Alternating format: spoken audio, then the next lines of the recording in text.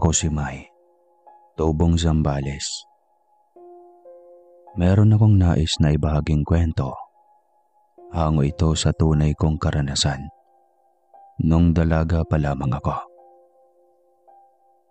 Taong 1985, sa edad kong 24, ay naging mananabong ako. Isang babae ngunit ang puso ko ay lalaki.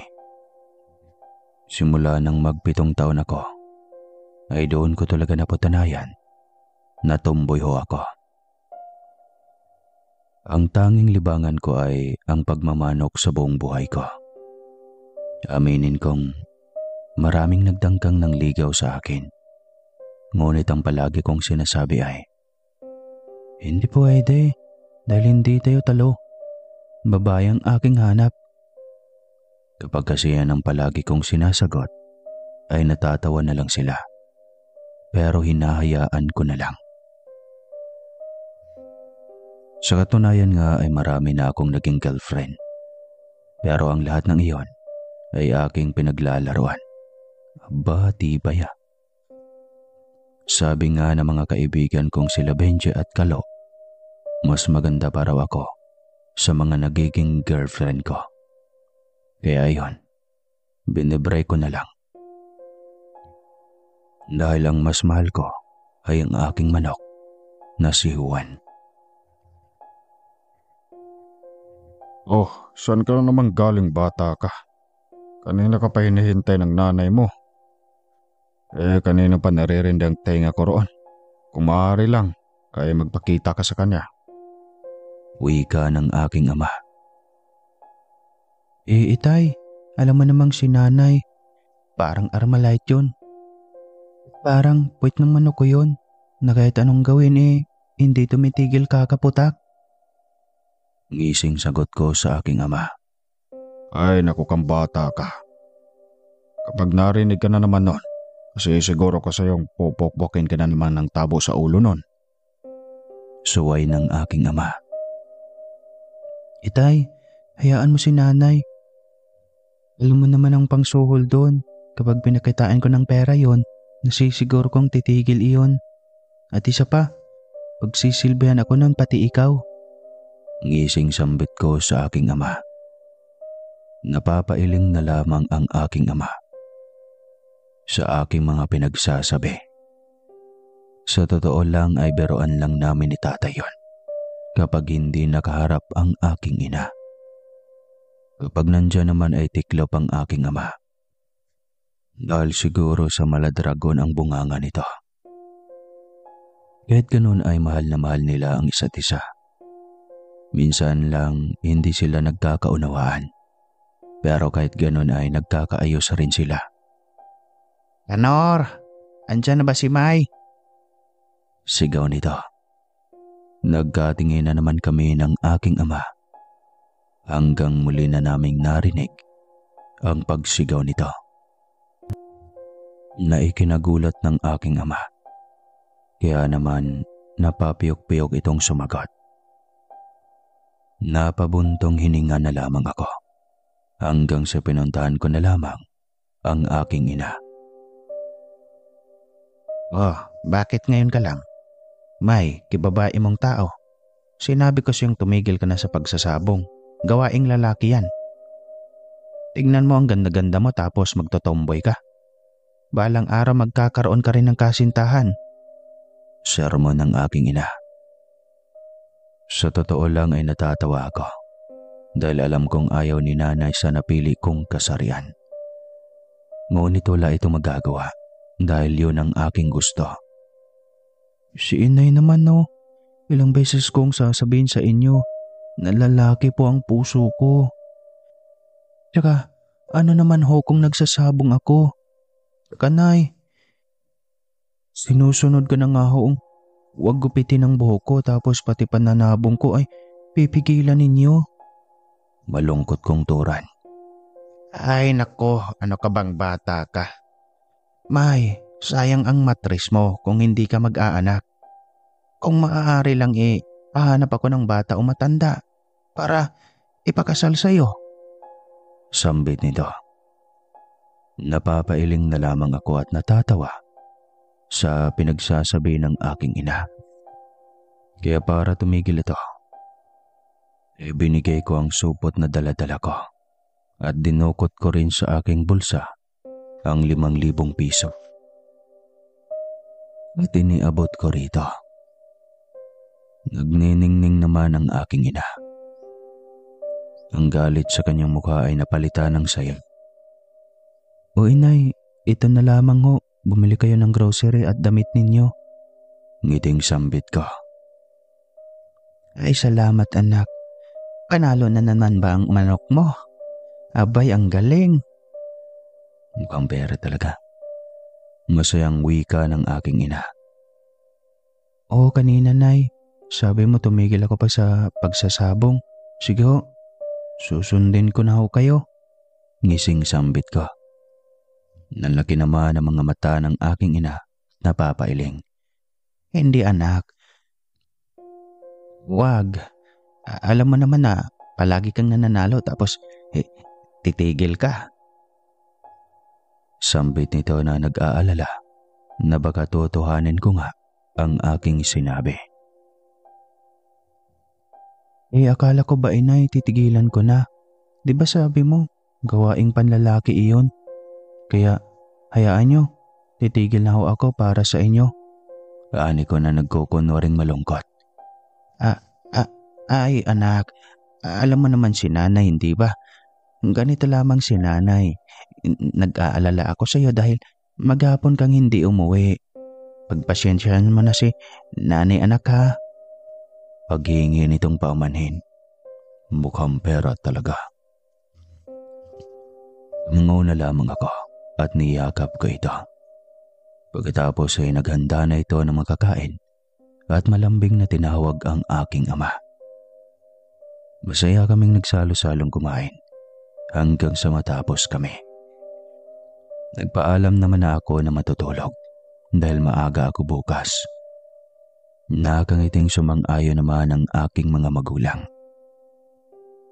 Kinabukasan, maaga nga akong nagising. Bago ako lumabas ng aking silid, ay naligo at nagbihis na muna ako. Paglabas ko, nakita ko ang aking ina na nagluluto ng aming almusal. Oh, ang porman mo naman ngayon, May. Saan ka pupunta? Tanong ng aking ina. Doon lang ho inay sa mga barkada ko. Makikipag-birthday kasi kami sa tropa naming si Binsoy. Ani ko. Ganon ba? Sige. Basta't huwag kang magpapakalasing at lalong huwag kang umuwi ng gabi ha. Dahil bali-balita raw dito sa ating lugar. Maraming kababaihan ang nawawala dyan sa puno ng balete sa daan.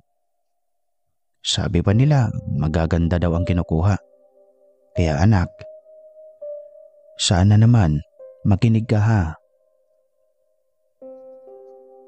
Nag-aalalang sambit ng aking ina. Aba inay, hindi ho ako babae. Lalaki ho ako. Tignan niyo nga ang porma ko. Sinong kukuha sa kagaya ko? Mas lalaki pa ako sa lalaki. Ngisi kong sambit. Loko ka. Kahit anong gawin mo, babae ka pa rin. Tara. Mag-almusal ka muna bago ka umalis. Ngiting wika ng aking ina. Hindi na ho, nay. Doon na lamang ho. Ngiting sambit ko naman. Tumango naman ang aking ina at pagkatapos ay nagpaalam na akong aalis na. Dahil alam kong naghihintay ang dalawa kong kumag kong kaibigan na sina Benji at Kalo.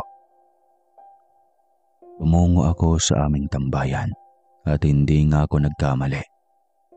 Naroon na ang mga ito. Nahalatang naiinip.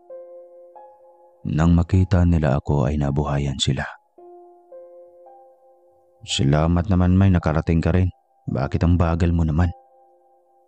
Tanong ni Kalo. Paano naman si Ermat kasi?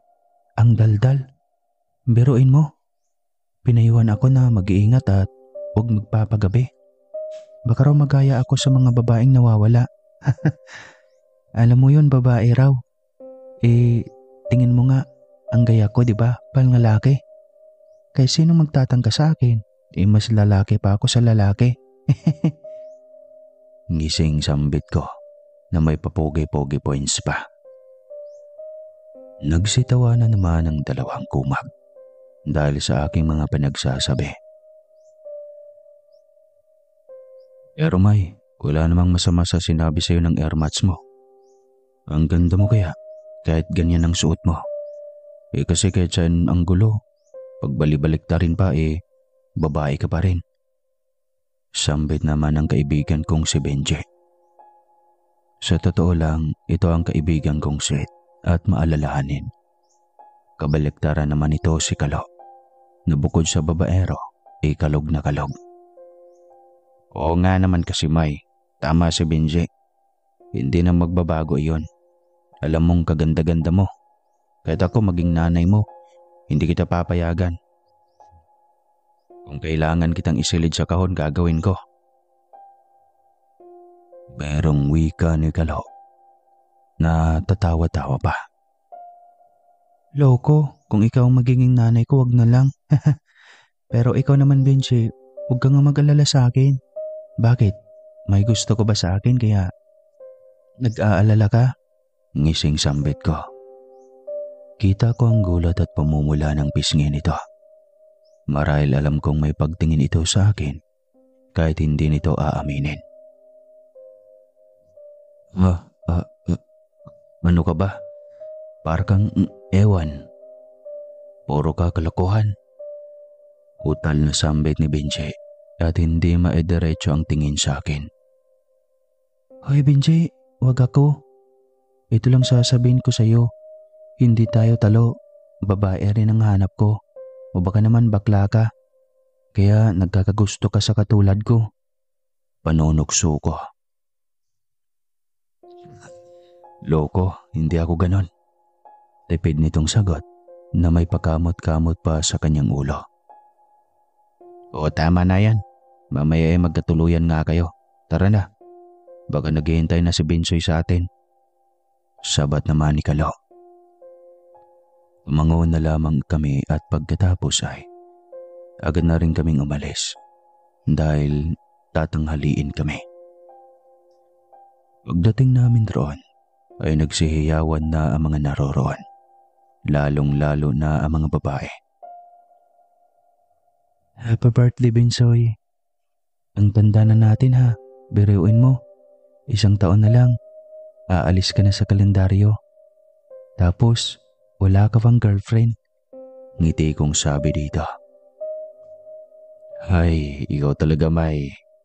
Palagi mo na lang akong binibiro. Sige, kapag hindi talaga ako magka-girlfriend, ikaw ang liligawan ko. Ang ganda mo pa naman. Ngising tura nito sa akin. Loko, hindi tayo talo. Tsaka kung totoo man na liligawan mo ako, hindi kita sasagutin. Ngising turan ko rin dito. Nagsitawa na naman ang mga naroroon. Siguro dahil sa biruan namin ni Binsoy. Trip lang namin ang mga katagang iyon. Dahil ang turingan namin ay parang magkakapatid. Pagkatapos ng biruan na iyon, ay inaya na kami nitong kumain. Pagkatapos nun ay sinimulan na namin na magtulong-tulong magluto ng handa ni Binsoy. 2:00 na ng hapon nang kami ay matapos. Sinelebrate na namin ang kanyang birthday. Masaya kaming nagkakantahan at nag-iinuman. Ng mga panang iyon ay gitara pa lang ang gamit namin. Medyo kalog na nga si Binsoy, Kalo at Benji. Paano ko nasabi?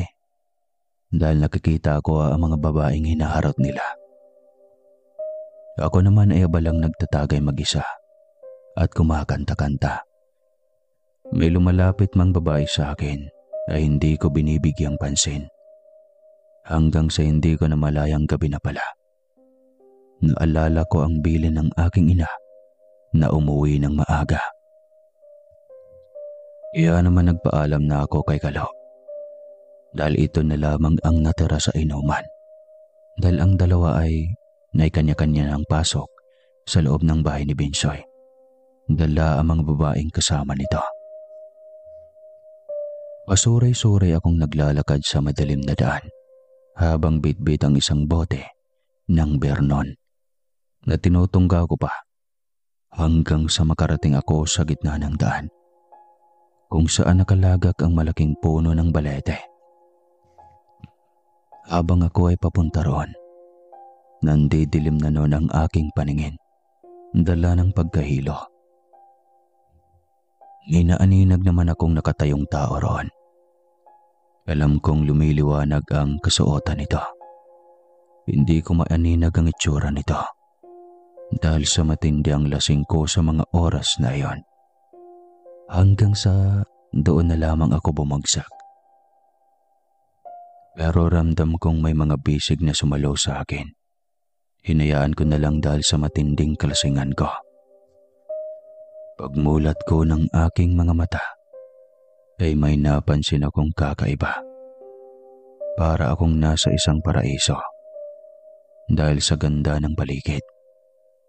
Masarap na simoy ng hangin at magandang tanawin. Doon ko lang napansin na wala ako sa aming bahay. Kaya naman mabilis akong bumangon. Bumungad sa akin ang kagubatan na sobrang ganda habang ako ay nakahiga sa isang kamang punong-puno ng bulaklak na akin namang ikinataka. Teka, anong lugar ito? Nananaginip ba ako?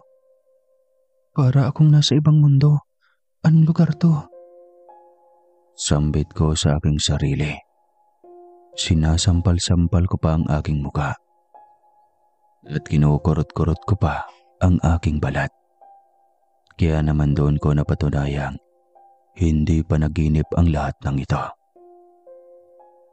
Nagulat na lamang ako nang may magsalita sa aking likuran. Gising ka na pala, Binibini. Alam kong gutom ka na. Halika, sumama ka sa akin. Sambit ng nasa likuran ko. Parang musika ang boses nito sa aking pandinig dahil sa hinhinang boses nito. Agad akong napalinga at parang nabato-balani dahil sa angking kaskisigan ng katawan nito na mala-Amerikano ang itsura nito. Aminin kong napakapogi nito dahil lahat ng hugis ay perpektong-perpekto, lalo na ang mga ngiti nito at sa mga ngipin na kasing puti ng pintura dahil sa linis at kintab. Ngunit kakaiba ang mga mata at tenga nito at ang buhok na kulay puti na kumikintab pa. Maging ang kasuotan nito ay malaginto na parang prinsipe.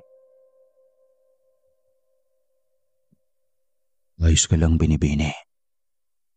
Marahil siguro ay gutom ka. Halika, sumama ka sa akin.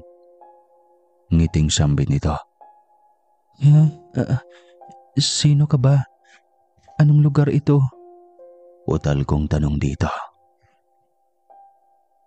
Mamaya ko na ipapaliwanag sa iyo, Binibini.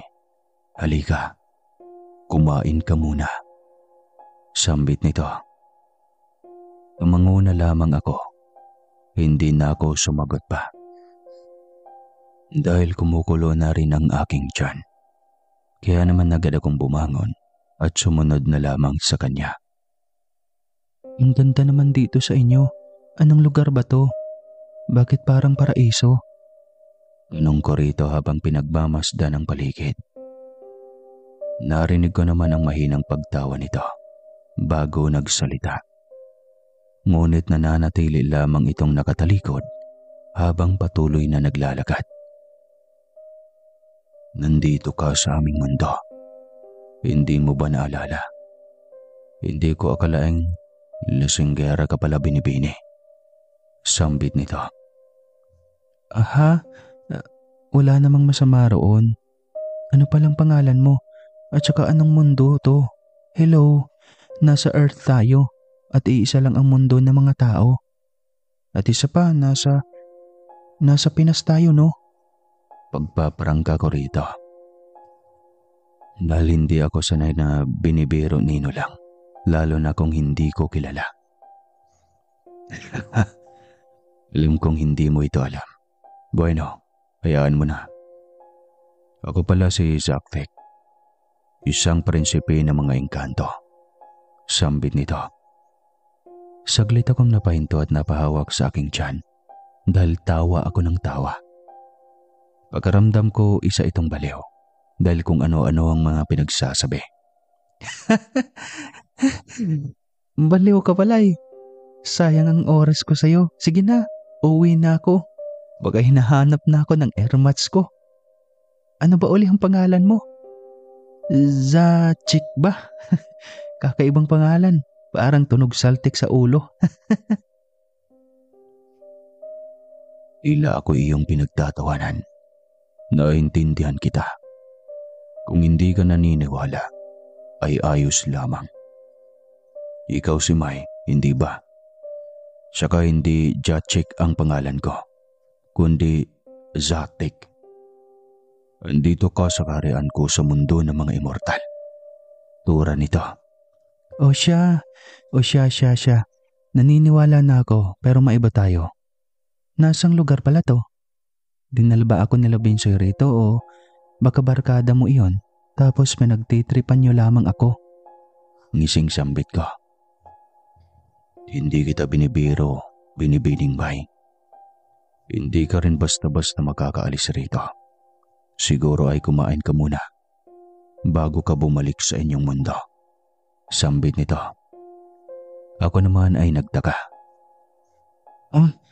Anong hindi makakaalis? Bakit? Ay, ewan. Binsoy, hoy. Alam kong nariyan lang kayo sa tabi-tabi. Huwag niyo akong paglolokohin. Kukutusan ko kayo eh. Sigaw ko sa paligid. Dahil iniisip ko pa rin sa mga sandaling iyon na pinagtitripan ako ng mga kaibigan ko. Hindi ko akalaing isa kang Amazon na binibining Mai. Ang boses mo ay kay sakit sa aking pandinig. Huwag ka rin masyadong maingay. Baka magalit sa'yo sila sa Ilonia at Taros, ang dalawang magkapatid na bantog ng mandirigma ng mga engkanto. Pananakot nito. Ay bahala ka nga. Tara na nga. Saan ba yon? Bilisan na natin. Tama na tong usapan na to. Walang mangyayari. Inis kong sambit. Hindi ko na narinig pa ang kapagkibo nito. Nagpatuloy na lamang ito sa paglalakad. Pinagmamasdan ko ang kabuuan nito. Doon ko lamang napansin na matangkad pala ito. Kapag nakipagsuntukan ako rito, siguradong isang suntok pa lang sa akin ito ay siguradong isang linggo akong tulog. Hindi ko na malaya na nakarating kami sa isang balawak at magandang tanawin na punong-puno ng mababangong bulaklak. Sa lilim ng puno ay naroroon ang isang mahabang mesa na maraming nakahapag na masasarap na pagkain. Iniisip ko noon, baka fiesta roon. Kung kaya't gano'n na lang karami ang pagkain. Hoy Jatik, may fiesta ba rito sa inyo? Pero bakit walang mga tao? Ang dami nito. Tapos ikaw lang ang dandito. Huwag mong sabihin ang lakas mong kumain. Tanong ko rito nang may pagtataka. Walang fiestahan sa mundo ng mga immortal. Maaaring sa mundo nyo ay may ganon. Ngunit ibahin mo rito. At isa pa, hindi ko kilala ang mga sinasabing mong pangalan. Kung hindi ka naniniwala, ipapakita ko sa iyo ang katotohanan. Seryosong sambit nito. Nagulat naman ako nang biglang magsilitawan ang mga taong naroroon. Mga babae at mga lalaking nakaupo sa harap ng maraming pagkain. Tulad ni Zatek, maaamo at malaperpekto ang wangis na mga ito. Hindi naman ako nakaimik at parang nablangko ang utak ko sa mga oras na iyon. Tila hindi ako makapaniwala at kinusot-kusot ko pa ang aking mga mata. ngunit naroroon pa rin sila. Kaya naman doon na ako ginapangan ng kilabot. Oh, siguro naman Binibini May. Naniniwala ka na. Sila ang aking pamilya. Halika, umupo ka dito. Huwag kang matakot sa amin. Hindi ka namin sasaktan. Ngiting sambit ni Zatik. Hindi na. Salamat na lang. Gusto ko nang umuwi. Utal kong sagot. Dahil talagang nanginginig na ako sa labis na takot sa mga sandaling iyon. Huwag kang mag-alala. Hindi mga pagkaing mortal ang ipapakain namin sa iyo, kundi galing sa mundo ninyo. Alam kong gutom ka na. Huwag ka ring mag-alala. Hindi ka namin sasaktan. Mabubuti kami. Huwag mo lamang kaming gagawa ng masama. Ngiting sambit ng isang napakagandang babae. Umangaw naman ako at umupo sa tabi ni Zatik. At nagdadalawang isip naman akong kumain. Ngunit naririnig ko ang paggulo ng aking kalamnan. Dahil gutom na ako ng mga oras na iyon. Kaya naman isinubo ko ng pagkain na nasa aking plato. Sa panlasa ko ay sobrang linamnam at sobrang sarap. Kaya naman naparami ako ng pagkain. Nakalimutan ko palang nasa mundo ako ng mga engkanto. Pagkatapos ay agad akong napadighay dahil sa aking busog. Ganon kasi ako sa aming bahay. Sa tuwing pagkatapos kong kumain ay dumidighay talaga ako. Tila yata napasarap ang iyong pagkain, iha. Masasarap ba? Ngiting tanong ng isang medyo may kaedaran ng babae. Pero taglay pa rin ito ang perpektong kagandahan. Doon lamang ako nakaalala na marami palang tao engkanto ang mga naroroon. Kaya naman labis akong nahiya sa aking pinagagawa. Pasyensya na ho. Kamot ulo kong paghingi ng paumanhin sa kanila. Iha, ang ganda mo. Bagay ka sa aking anak na si Prinsipe Zatik. Maaari ka ba niyang maging asawa? Ngiting tanong nito. Napanganga naman ako sa sinabi nito. At natatawa na rin ako dahil hindi ako makapaniwala sa mga pinagsasabi nito. Madam, patawad ho. Hindi ho kami talo ng anak ninyo. Babae rin ho ang hanap ko. Pasyensya na kayo. Maraming iba pa dyan. Hindi lang ho ako. Ngising turan ko. Karamdam ko mula sa iyong puso na may pagdududa ka sa iyong pagkatao. Hindi ka pa buo sa iyong sarili na isa ka talagang pusong lalaki. Ngiti nitong ani. Naku, hindi ho. Buong buo ako. Buong buo ako sa aking sarili. Isa ho akong tomboy. Hindi na nga ho pong magbabago iyon. Ngiti ko ring tugon dito.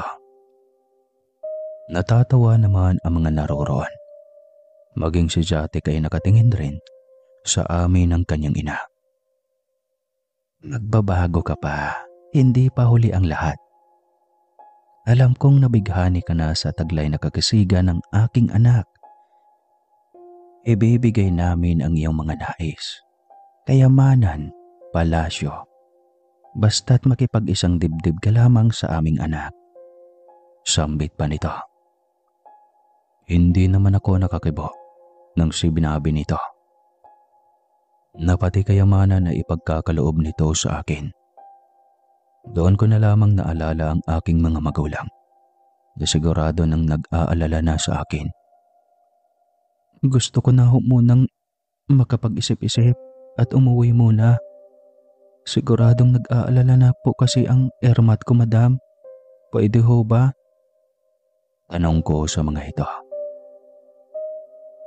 Kung mamarapatin mo, ay ipapasyal ka muna ni Prinsipe Zatik rito sa kaharian. Marami pa namang oras bago ka umuwi sa inyo. Ngiting sambit ng engkantada. Nako ho, nakakahiya naman ho. Tipid kong sagot na nahihiya pa. Dinig ko ang mahinhin na pagtawa ng Rena. Kaya naman ako'y nakaramdam ng hiya. Huwag ka nang mahiya. Pagkatapos nun ay maaari ka nang umuwi sa inyo. Wika ng Rena. Kaya naman sumang-ayon na lamang ako. Pinilibot ako sa buong paligid ng kanilang kaharian. Lalo na nang dinala ako nito sa kanilang batis. Sobrang ganda at ang lamig. Sobrang linaw rin ang tubig sa batis. Habang ang mga kauri nito ay masayang nagsisitampisaw sa tubig. Napakaganda rito sa inyo. Hindi ko akalaing may mga katulad ninyong naninirahan dito sa lupa. Ngiting turan ko. Tama ka, Binibini. Napakaganda rito. Kung iyong mamarapatin, nais kitang makaisang dibdib. Ibibigay ko ang lahat ng nais mo. Mapasa akin ka lang. Seryosong ani nito. Natawa naman ako sa sinabi nito at napapailing pa. Zatik, hindi nga ako ang babaeng para sa'yo. Tumboy ako, pusong lalaki. Tapos sa mga kagaya ko lang iibig ka, nahihibang ka ba?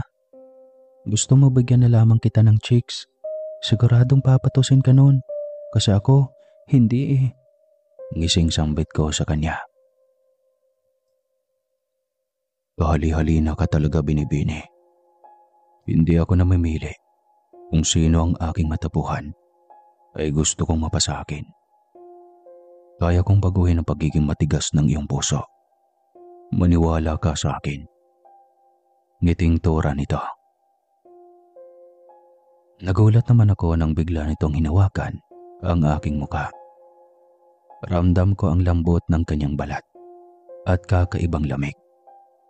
Nang dumampi ito sa aking muka at ang nakakamangha pa, ay bigla na lang itong lumiwanag.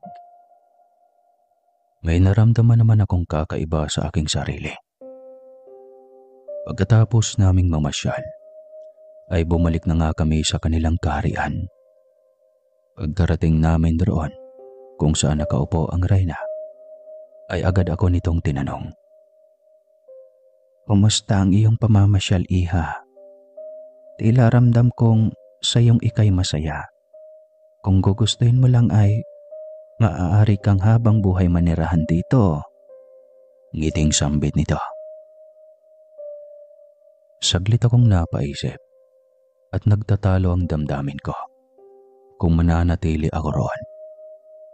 Ramdam kong mahal ko na nga ang prinsipeng si Zatik o ang aking mga magulang na siguradong nag-aalala at naghahanap na sa akin. Pasensya na ho kayo, Rena. Hindi ko pa pong matatanggap ang alok ninyo. Nais kong bumalik sa aming mundo upang makasama ang aking mga magulang. Siguro kung hinahanap na nila ako. Patawarin po ninyo ako kung tatanggihan ko ang alok ninyong maikasal ako kay Prinsipe Zatik. Tulad nga ho ng sinabi ko ay pusong lalaki ho ako. Isa pa ho, magkaiba po ang ating mundo. Ang tao ay para sa tao. Ang katulad ninyo ay para lamang sa kauri ninyo.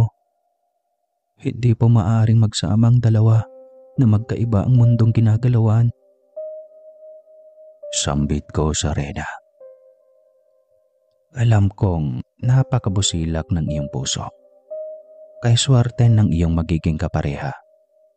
Maraming salamat sa iyo at kami ay nalinawan. Ngayon ay maaari ka nang bumalik sa inyong mundo. Sige na, salamat. Ngiting tura nito. Pagkatapos naming mag-usap, ay nagulat na lamang ako at namamangha. Dahil sa mula sa aking harapan, biglang bumukas ang isang portal.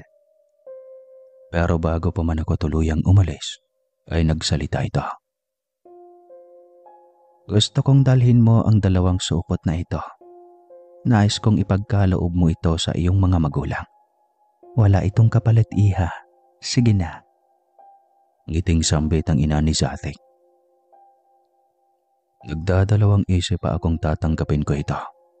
Pero sa huli, ay tinanggap ko pa rin ito.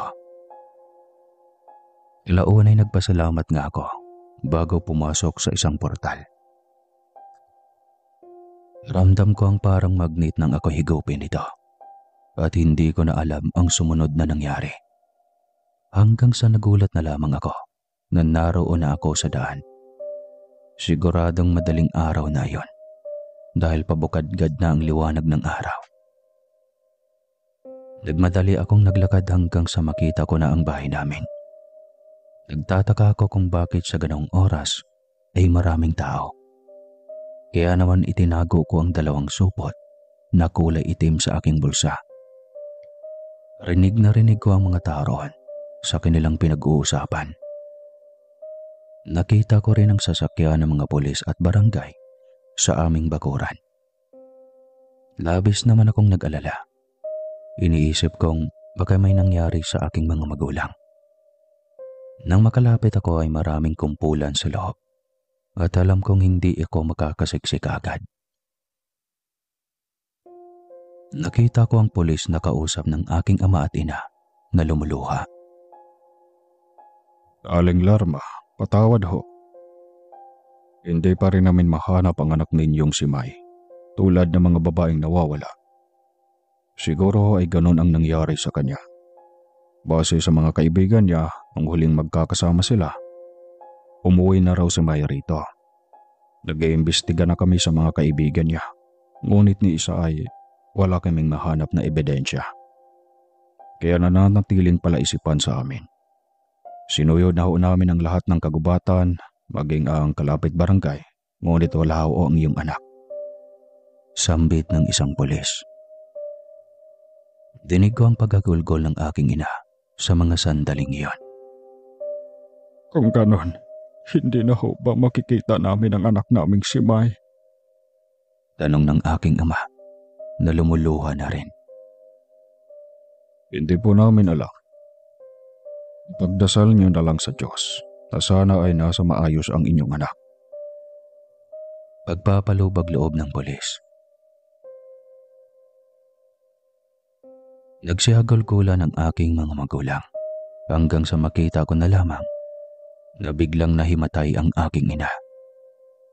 Nanlaki ang aking mga mata at nakipagsiksikan sa mga taong naroroon. Nagmamadali pa akong tumungo sa aking ina.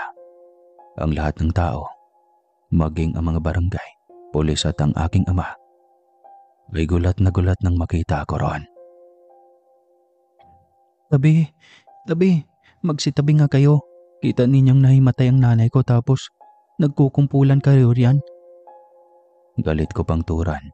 Pagkatapos ay nilapitan ko ang aking ina. Mai. Gulat na ani ng aking ama. Tay, pwede ho ba kumuha kayo ng tubig at pamaypay? Kawawa ho si nanay oh. Sambit ko sa aking ama na nakatulala lang sa akin. Pero kahit ganon ay agad ako nitong sinunod.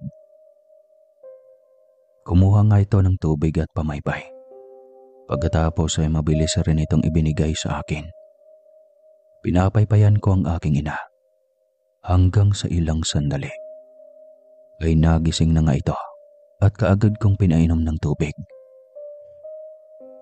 Inay, ano ho ba ang iniiyak-iyak ninyo? Bakit ang daming tao?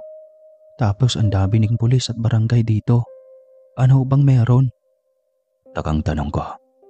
May anak, Diyos ko salamat po at nakauwi na po ng ligtas ang aking anak. Hagulgol na tura ng aking ina. Sabay yakap nito sa akin ng mahigpit na para bang kay tagal kong nawala. Nay, teka nga, pwede ba? Ano ho bang pinagsasabi ninyo? Ilang oras lang ho akong nawala, parang kagabi lang eh. Grabe na kayo kung umiyak. Sambit ko pa sa mga ito. Labis ang gulat ng mga taong naroroon. lalong-lalo na ang aking ama at ina na nagkangitian pa. Oras ba ka mo? Nagkakamali ka, May. 2 linggo ka nang nawawala. Ang akala namin ay nawawala ka na. Saan ka ba galing? Tanong sa akin ng aking ama. Ano ho? 2 linggo ba kamo? Sigurado ho ba kayo, tay? Gulat na tanong ko. Oo, iha. 2 linggo kang nawawala. Saan ka ba galing? Tanong naman ng isang barangay tanod. Hindi naman ako makapaniwala sa aking mga narinig at nalaman na 2 linggo na pala ako nilang hinahanap.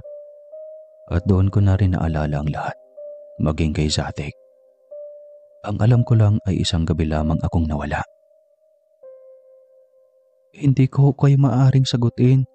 Siguro sa mga magulang ko na lamang ho. Maraming salamat po sa paghanap ninyo sa akin. Ngiti kong turan sa mga pulis at barangay tanod na naroroon. O sige, iha. Walang problema sa amin. Hindi ka na namin maaaring pilitin. Kung hindi mo nais na ikwento kung saan ka galing. Ang importante sa ngayon ay ligtas ka. Ngiting sambit ng punong barangay. Launay nagsialisa na ang mga pulis at barangay, maging ang mga taong naroroon. Pagkatapos ay agad kong sinara ang pinto ng aming bahay. Nagulat naman ako nang hilahin ako ng aking ina. Hoy bata, anong nangyari sa'yo? At bakit kay tagal mong nawala? Tanong ng aking ina. Bumuntong hininga na lamang ako at pagkatapos doon ko na ipinaliwanag ang lahat. Kita ko ang pagkagulat sa kanilang mga mata dahil hindi sila makapaniwala. At doon ko na rin naalala ang ibinigay nitong supot na kulay itim at kulay brown na maliit na yari sa tela. Agad ko itong dinukot sa aking bulsa at iniabot sa aking ina. Pagbukas nila ay tumambad ang kumikinang na ginto na nakalagay sa nasabing supot. Saan mo ito nakuha, anak? Puro ginto ito, ha? Tanong ng aking ama. Ipinagkaloob po ito ng isang babaeng engkanto, tay. Sabi, ibigay ko raw sa inyo. Tipid kong sagot. Ibalik mo iyan. May kapalit ang lahat ng mga yan. Hindi namin tatanggapin yan, iha. Wika naman ng aking ama. Pero itay, tanggapin na ho natin. Mababait ho sila. Dahil ho, dyan magbabago ang buhay natin. Hindi na ho tayo maghihirap pa, itay. Pangungumbinsi ko. Pero anak, sila'y hindi tao. Isa silang uri ng mapanlinlang. Huwag mong sabihing naniniwala ka. Hindi mo ba alam kaya sila rito naninirahan sa lupa? Dahil hindi sila tinanggap sa kalangitan dahil sa pagkakasala nila. Katulad din sila ng ibang arkanghel na nag-akla sa laban sa Diyos. Sambit ang aking ina. Inay, saan niyo po ba natutunan yan? Parang hindi naman ka panipaniwala. At saka hindi kita nakikitang nagsisimba palagi, Nay. Nakakapasok ka lang ng simbahan tuwing Pasko, di kaya New Year. Ani ko sa aking ina na may halong biro. Ulad na mga engkanto, anak. Ang lahat ay may paliwanag. Nabasa ko yan sa Biblia. Masasama sila, anak. Mapagbalat kayo. Sigurado akong may kapalit ang lahat ng ito. Tulad ng gusto kang ipakasal sa kanilang anak. Hindi kami makakapayag, anak. Habang buhay ka nang mawawala sa amin kapag tinanggap mo ang lahat ng iyon. Nag-aalalang sambit ng aking ina. Ay taray, nagbabasa pala. Inay, sa tingin niyo ba ho, papatol ako sa kapwa ko? Hindi, nanay, babae rin ang hanap ko. Hayaan niyo po, inay. Mas mabuti pang sa kabayanan na lamang tayo tumira. Siguro hindi nila tayo masusundan doon. Gamitin na lang ho natin sa tama. Nagkatinginan ang aking mga magulang. Launay sumang-ayon na rin. Kinabukasan ay dinala ng aking mga magulang ang ginto at pagkatapos ay ibinenta ito. Pagbalik ng aking mga magulang sa bahay, ay 2 bag na itim ang daladala nila. O inay, nasaan na ho ang mga ginto? Tanong ko. Itinuro naman ng aking mga magulang ang 2 bag at ipinakita ang laman nito. Nanlaki ang aking mga mata sa aking nakita. Bugkos-bugkos na tig-2,000 pera ang laman niyon. Kaya naman tinanong ko ang aking ama at ina. Inay, ang daming pera niyan. Itay, magkano ho ang lahat ng iyan? Tanong ko. 700,000 anak. Makakapagpagawa na tayo ng bahay kahit hindi masyadong malaki at makakapagnegosyo na rin tayo. Masayang tura ng aking ina. Na mga panahong ito mga kaibigan, ay sobrang laki na po ang 700,000. Kumbaga kaya nasa 2 bag ito dahil tigwa 100 po ito. Parang ang value kasi dati ng 100 ay parang 1,000 na sa ngayon. Masayang masaya kami sa mga sandaling iyon. Nagmasyal kami at kumain sa masasarap na restaurant at pagkatapos ay naghanap ang aking mga magulang ng lupa na pwedeng bilhin sa kabayanan. Nilibot pa namin ang buong Olongapo sa pagkakaalang baka may mahanap kami. Ako naman ay nagpaalam na sa aking mga magulang na pupuntahan ko ang mga kaibigan ko na sina Binsoy at Kalo. Pagkarating ko roon sa aming tambayan, nakita ko silang nagbibitaw ng mga panabong. Napansin naman kaagad nila ako at masayang sinalubong ako ng 2 ng mahigpit na yakap. "O May, salamat sa Diyos nakauwi ka na. Saan ka bang lupalop nang galing?" Tanong ni Kalo. Mahirap ipaliwanag. Baka hindi kayo maniwala. Teka, nasaan pala si Benji? Tanong ko sa kanila. "Ay, si Benji, simula nang mawala ka naging malungkutin na iyon. Sinisip pa nga niya ang sarili niya dahil hindi ka man lang daw naprotektahan. Alam mo May, ang lakas ng tama sa'yo ng kaibigan nating yun." Wika ni Bensoy. Ay nako, nasan ba yun? Nasa kanila ba? Tara puntahan natin. Talagang yun, alam naman niyang hindi kami talo. Ay nako. Pailing-iling kong turan. Nagsitawa na naman ang mga naroroon at kalaunay sinasamahan nila ako sa bahay ni Benji. Naabutan naman namin si Aling Madel, ang nanay nito, na nagwawali sa kanilang bakuran. Tao po, magandang araw po Aling Madel. Nandyan ho ba si Benji? Tanong ko. Gulat naman itong napabaling sa amin, lalong-lalo na sa akin at kalaunay ngumiti rin. Ikaw pala May, kumusta ka na? Saan ka nila nahanap? Ano bang nangyayari sa iyo? Alam mo bang sinisisi ng anak ko ang kanyang sarili dahil sa pagkawala mo?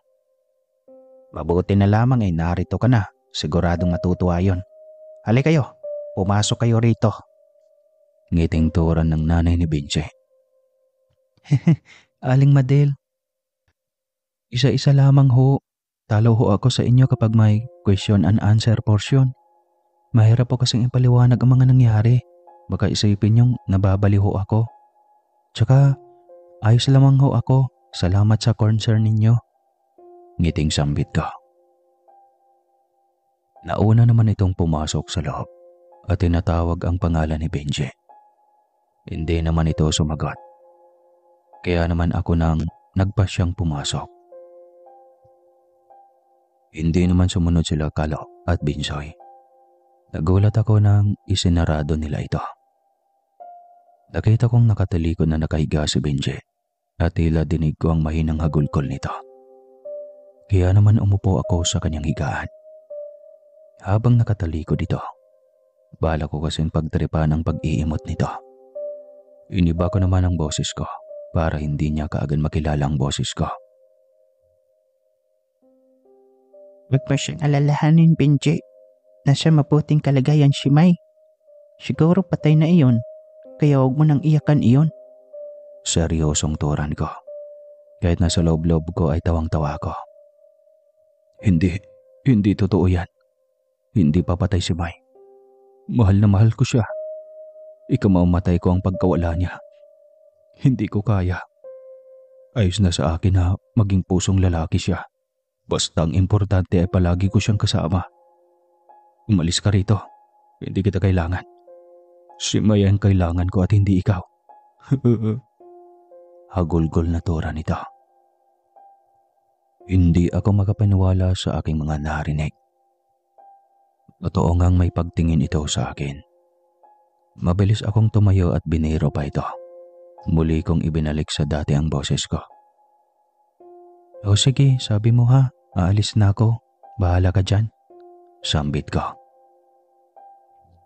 Akmang lalabas na sana ako nang magulat ako ng may mga bisig na humablot sa aking bewang. At nagulat na lamang ako nang niyakap ako nito ng patalikod. Ilang na ilang naman ako sa mga sandaling iyon. Hindi ko magawang igalaw ang aking katawan. May, salamat bumalik ka. Hindi ko kayang mawala ka. Ayos na sa akin na kaibigan lang ang turing mo. Basta huwag ka lang mawawala muli sa tabi ko. Hagulgol nito sa balikat ko. Kaya naman kumalas ako sa pagkakayakap nito at mabilis akong humarap. Ay nako Benji, para ka namang ewan, ang OA mo. Para kang bata na inaagawan ng candy. Gising turan ko. Tinignan lamang ako nito. At hindi ko alam ang sumunod na nangyari. Nang bigla na lamang ako nitong hinalikan. Dahil doon ay mabilis ko itong binangasan sa mukha. Napahiyaw naman ito sa sakit. Sira ulo ka ha. Bakit mo ginawa yun? Benji, sinasabi ko sa iyo kaibigan kita. Pero pag inulit mo pa yun, hindi lang yan ang aabutin mo. Galit kong turan rito. Napaigik naman ito sa sakit habang hawak ang kanyang pisngi. May pahawak-hawak pa ito sa kanyang mukha at nakita kong namula iyon. Kasabay noon ang pagbukas ng pinto at nagulat na lamang sila Binsoy, Kalo at maging ang nanay ni Benji na si Aling Madel. Oh, anong nangyari sa'yo pre? Tila binagasan ka yata sa mukha ni May. Ano ba kasing ginawa mo? Ngising tanong ni Kalo.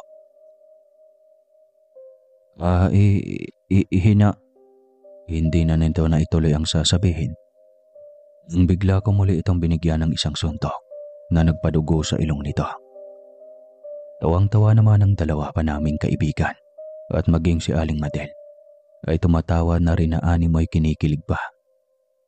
Hindi rin kami nakaligtas sa panunukso ng dalawa.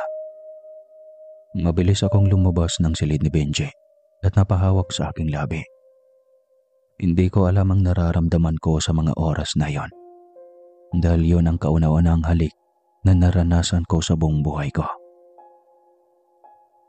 Nagulat naman ako nang may magsalita sa gilid ko. Masarap ba ang unang halik ng lalaki, May? Mapang-asar na sabi ni Kalo. Kaya naman bigla ko na lamang itong binatukan. Napahawak naman ito sa kanyang ulo at natatawa pa. Para makalimutan nila ang pang-aasar, ay inaya ko na sila sa tambayan. Magsitigil na nga kayong dalawang ungas. Walang nangyaring ganon. Inis kong turan. Sige na, sabi mo eh. Pero bakit may black eye at pasa sa bibig ni Benji?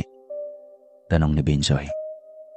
Kaya agad akong napabaling sa kanila na nagtataka. Ano ba kayo? Make-up lang yun. Sabi na sa inyo, bakla si Benji eh. Ngisi kong sambit. Hindi naman na sila kumibo pa. Hanggang sa magpasya na akong lumabas at doon na lamang sila hintayin.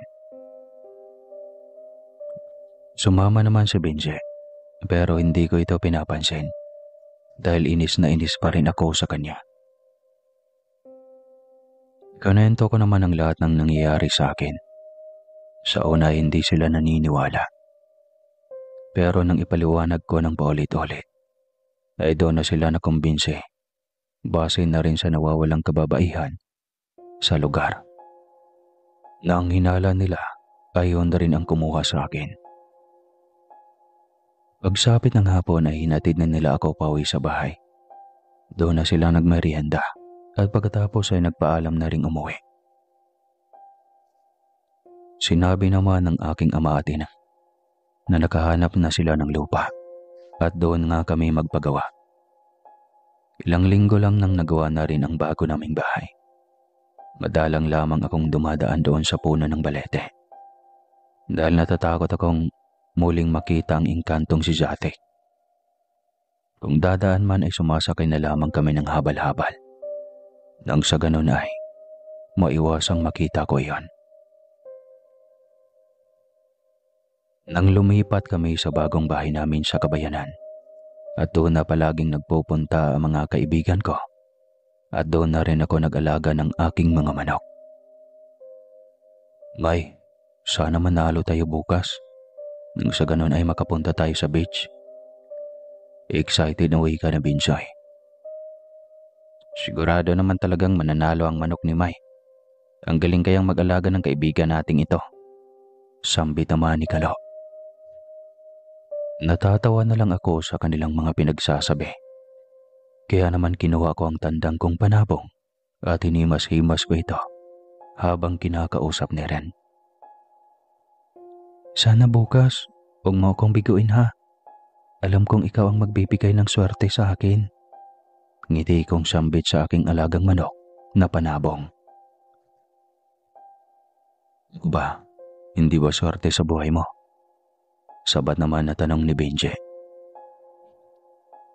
Nagsitingin na naman kami sa gawin niya at naiinis akong sumagot dito. Manok ka ba para maswerte ka? Mataray kong turan.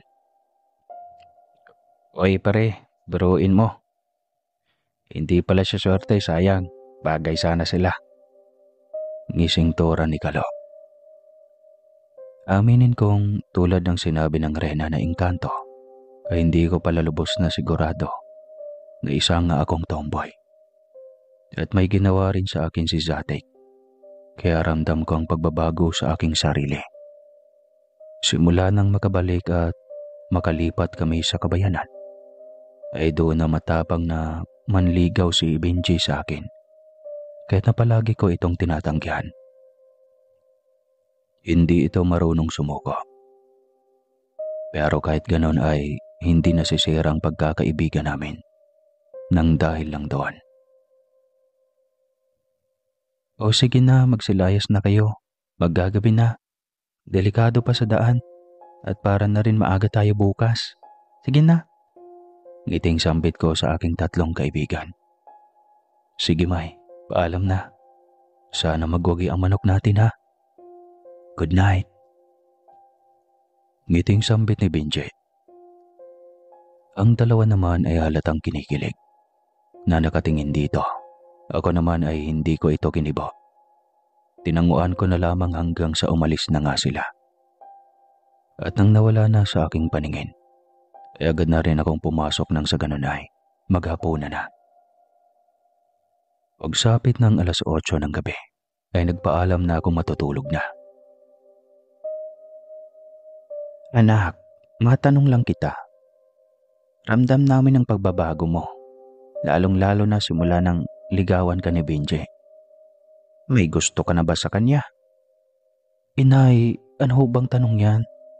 Hindi ako nagbago. Tomboy pa rin ho ako. Ngiting sambit ko. Anak, kilala ka namin ng buong buo. Ramdam namin na nag-iiba ka na. Pero okay lang yan, anak. Hindi ka namin pipilitin sa gusto mong gawin. Malaki ka na. Ngiting tura ng aking ina bago tinapik-tapik ang balikat ko. Ito naman ay nagpasya ng magtungo sa kanilang silid ni Itay. Kaya naman ang pabuntong hininga na lamang ako bago ako pumasok sa aking silid. Pagsapit ng umaga, agad na akong gumayak at nagtungo sa aming tambayan. Doon kasi kami magkikita-kita. Dala-dala nila ang kani-kanila mga manok at syempre, hindi na rin ako nagpahuli. O ang angas ng dating natin ha. May, pormang-porma pero teka. May napansin ako sa'yo ngayon. Ngiting sambit ni Carlo. Ano yun? Tanong ko naman. Nakalugay ang mahaba at maganda mong buhok. Bagay na bagay sa'yo. Mas lalo kang gumanda. Ngiting tura ni Kalo. Si Binsoy at Benji naman ay hindi maalis-alis ang pagkatitig sa akin. Kaya naman nahiya ako at nagsalita. Ikaw talaga, Kalo. Nakalimutan ko lang mag-ipit dahil sa kakamandali ko. Tara na. Pumunta na tayo ng sabungan para makapagsabong na. Nang magtungo kami roon, marami ng tao na may kanya-kanyang bitbit ng manok. At ang iba naman ay nanunood at namumusta. Kami naman ay pumesto sa harap para manood muna ng laban ng ibang kalahok hanggang saan kami na nga ang lalaban. Nilagyan na ng tari ang panabong ko hanggang sa ilaban na nga ito. Walang mintis ang galing nito nang magsimula. Kaya todo hiyawan ang mga manonood, maging ang mga damuho kong kaibigan. Ganon pa din, nananalo at nagcha-champion pa ang aking manok. Nakuha namin ang malaking premyo at pagkatapos ay pinaghati-hatian namin sa labas ng sabungan. O ito sa'yo, Binsoy. Bukod sa taya mo, may balato ka sa akin. Ngiting turan ko. Maging ang dalawa ay binabahagian ko rin bago kami umuwi sa kanya-kanya naming bahay. Pagkarating ko ay masaya akong ibanalita sa aking mga magulang na nag-champion ang aking manok. At ibinigay ko ang malaking premyo sa aking ina na labis naman itong natuwa at nagpasalamat. Pagsapit ng gabi ay maaga akong natulog dahil nakaramdam ako ng matinding pagkantok na mga sandaling ako'y pumikit. Nagulat na lamang ako nang mapunta ako sa lugar kung saan ay ayaw ko nang makita. Maligayang pagbabalik, Binibining May. Kumusta ka na? Uwi ka ng prinsipe na si Jatek. Anong ginagawa ko rito? Utal kong tanong. Narito ka dahil tinala kita. Nais kong makasal ka sa akin. Ang pag-ibig ko sa iyo wagas at totoo. Sana ay pagbigyan mo ko. Sambit nito sa akin. Anong pinagsasabi mo, Jatek? Hindi ba't maliwanag na ang lahat? Hindi kita papatulan dahil hindi tayo talo at isa pa ay magkaiba ang ating mundo. Tulad nga ng sinabi ko sa iyo noon, hindi pwedeng magsama ang tawa at engkanto. Hindi tayo bagay dahil hindi tayo magkauri. Inis kong turan dito. Kung ganon, hindi kita hayaang makabalik sa iyong mundo hanggat hindi ka pumapayag na makipag-isang dibdib sa akin. Tawang tura nito. Nagulat ako sa sinabi nito. Dahil sa inis ay binigyan ko ito ng suntok. Ngunit tila hindi ito inindang sakit. Baliwala lamang ito sa kanya. Napakasama mo. Tama nga ang aking mga magulang. Isa kayong mapagbalat kayo. Hindi kayo dapat pagkatiwalaan. Dahil tulad ni Satanas, hindi kayo tinanggap sa langit. Inis kong sambit. Ama ka. Hindi nga kami tinanggap. Dahil napakadamot ng Diyos. Di ba lang kami binigyan ng makaapak sa langit? Dahil sa pinto pa lang ay hindi na kami nakapasok. Seryosong ani nito. Hindi madamot ang Diyos, Zatek. Sadyang makasarili kayo, kaya hindi kayo tinanggap ng Diyos. Isa kang masamang nilalang na hindi bagay sa mundong ito. Galit na turan ko. Nagulat naman ako nang hindi ako makagalaw.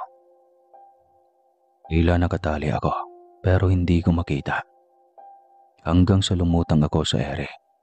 At naglakad na ito habang ako ay tinatangay ng hangin. Hanggang sa may isang hawla at doon ako inilagay. Pakawalan mo ako. Nagmamakaawa ko sa iyo, Zatek. Alam kong nabulag ka lamang ng pag-ibig mo sa akin. Huwag mong hayaan ang puso mo na gamitin ang utak mo Hagulgol kong turan. Ngunit tinalikuran lamang ako nito at pagkatapos ay umalis na. Sigaw ako ng sigaw at tila nawala na ako ng pag-asa sa mga sandaling iyon. Kaya naman nagdasal na lamang ako na sana ay makatakas ako sa lugar na iyon. Ilang oras akong naroroon at alam kong hinahanap na ako ng aking mga magulang. Hanggang sa may nagsalita ulit. Kaya naman itinaas ko ang aking ulo. Ito ang Rena. Binibining May, patawad sa ginawa ng aking anak. Huwag kang mag-alala. Makakabalik ka na sa iyong mundo. Nakumbinsi ko na ang aking anak at ako na ang humihingi ng kapatawaran sa lahat ng ginawa ng aking anak. Ngayon din ay ibabalik na kita. Sana hindi ka magalit sa amin. Tanggapin mo itong alay ko bilang kabayaran sa paggawa sa iyo ng masama ng aking anak. Sambit nito. Nagulat naman ako sa ibinigay nitong kahon. Pilit ko itong tinatanggihan, ngunit sadyang ipinilit nito sa akin. Tinanggal ako nito sa kulungan. Ayos na ho sa akin. Ang gusto ko lamang ho ay makauwi na ako dahil siguradong nag-aalala na ho ang aking mga magulang. Sambit ko. Maraming salamat. Kahit nasa kabila ng lahat ng ginawa ng aking anak, ay napatawad mo pa rin siya. Maraming salamat. At yung handog ko, sana'y makatulong sa inyo. Muli ay hindi pa sana ito ang kauli-huli ang pagkikita natin. Ngiting sambit nito. Nagulat na lamang ako nang bigla nitong hinipan ang aking noo. Pagkagising ko ay nagulat na lamang din ako dahil maraming nagkukumpulang mga taong naroon. At nakita ko ang aking mga magulang na umiiyak na. Maging sina Benji at Kalo ay naroroon din. Kaya naman agad akong bumangon na kanilang ikinagulat. Kasabay noon ang kahon na ipinagkaloob sa akin. Anong ginagawa niyo ritong lahat? Takang tanong ko. Nagkatinginan naman sila at lalong-lalo na sa kahong naroroon sa aking tabi. May, magtapat ka nga sa amin. Kinuha ka ba nilang muli? Tanong ng aking ina. Ano hong pinagsasabi ninyo, Nay? Di ba sabi ko maaga ako matutulog kagabi? Ano ho bang nangyari? Bakit naririto silang lahat? Tanong ko sa aking ina. Narito sila anak dahil isang buwan kang natutulog. Ang akala namin ay hindi ka na magigising. Tsaka ang bigat-bigat mo. Dalhin ka sana namin sa ospital pero sinabi ng albularyo na huwag daw kasi hindi daw makakatulong. Agulgol na tura ng aking ama. Okay na ho ako, itay, inay. Marami pong salamat sa inyong lahat. Pero ang mga nangyari sa akin, hindi ko na po maaaring sabihin sa inyo. Sa akin na lamang ho iyon. Sambit ko na lamang. Nagsitanguan naman silang lahat at pagkatapos ay itinago ko sa aking likod ang kahon na bitbit ko. Nang magsialisa na sila ay doon ko na binuksan ang kahon at sinabi ko sa aking mga magulang ang lahat ng nangyari. Sa una ay nagalit ang aking ama, ngunit sa bandang huli ay napatawad na rin ito. Dahil siguro wakas na pag-ibig ni Zaek sa akin ay nagawa niya iyon. Hanggang sa lumipas ang 3 buwan, ay binago ko na nga ang aking sarili. Dahil napagtanto kong babae talaga ako, sinagot ko na rin si Benji na matagal na at nagtiyagang nanligaw sa akin. Ang binigay na ginto sa amin ay ibinenta ko at ipinang negosyo namin. Hindi naglaon ay lumago ito at ngayon ay nakakatulong na kami sa iba. Hindi na rin ako ginulo pa ng mga engkanto hanggang sa kami ay makasal at nabiyayaan ng 3 anak. Noong mga panahon na iyon ay hindi ko makakalimutan kailanman dahil doon ay marami akong natutunang aral na mas piliin nating maging mabuting tao. Ang lahat ng natatamasa ko ngayon ay dahil sa mabuting engkantong katulad ng Rena at sa Diyos Ama. Hanggang dito na lang po ang kwentong ito. Sana hindi kayo nabitin. At kung mabitin man kayo, huwag na lang kalimutan magkape.